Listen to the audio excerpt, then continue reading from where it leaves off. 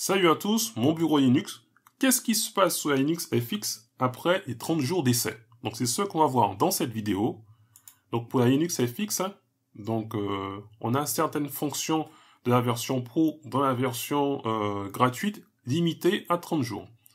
Donc puisque j'ai installé cette Linux FX sous mon L700 et ça fait maintenant 30 jours, on va pouvoir voir comment réagit le système. Donc on se retrouve avec un KDE en version 5.24.2 et un kernel en 5.13. Maintenant, je passe à la configuration du système.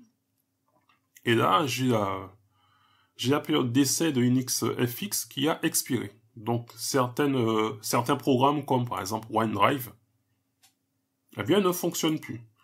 Vous aurez une notification vous disant qu'il faut une clé de série pour continuer à utiliser le programme. OneDrive, ça peut être aussi tout ce qui est support, etc. pour MS Windows, etc. Et pareil, si vous voulez lancer Linux FX Android, vous aurez donc les notifications.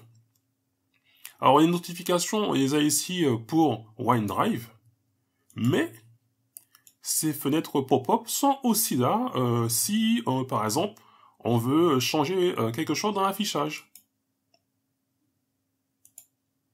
Sonner, donc on se tape pas mal de... Même pour un avis, eh bien vous aurez donc cette notification pour vous dire soit de contribuer par un don ou d'acheter, on va dire, une clé de licence. Alors que vous voulez par exemple simplement personnaliser la couleur, eh bien vous aurez des notifications, etc. Des fenêtres pop-up qui sont un petit peu relous à l'utilisation.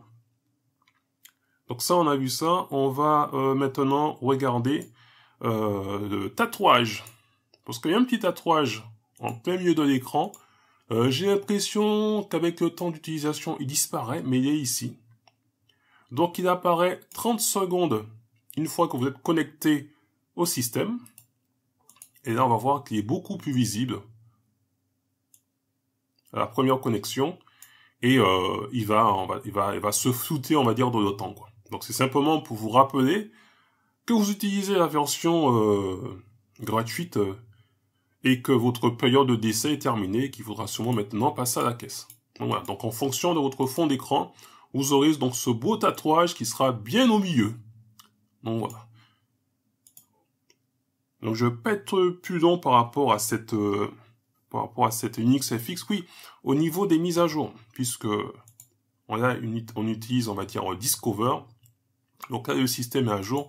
Mais à chaque fois que vous faites une mise à jour sur Linux FX, il vous faut redémarrer la machine. J'ai eu droit aujourd'hui à la mise à jour de sécurité de Firefox en 97.0.2.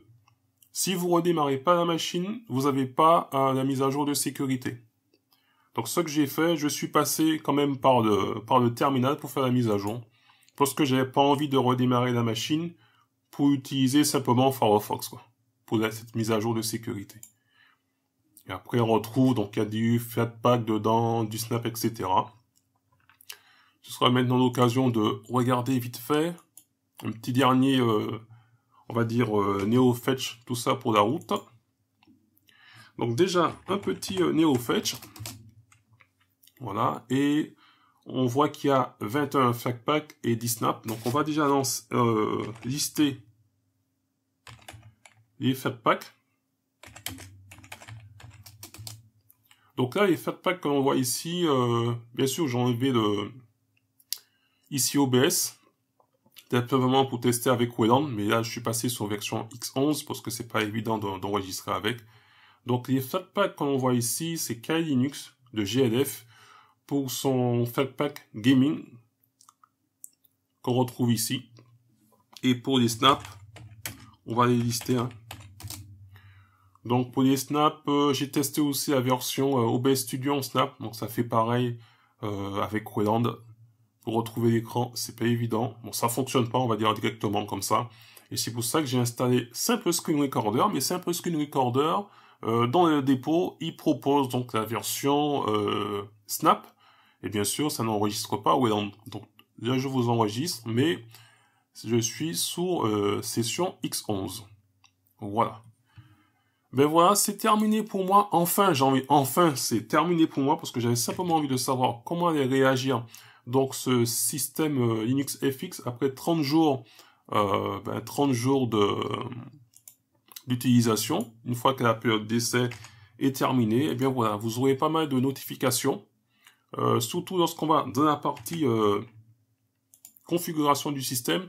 Donc dès que vous allez toucher à quelque chose, que ce soit le réseau, le Bluetooth, même pour l'imprimante, etc., vous aurez des notifications, etc. Et ça, c'est vraiment relou.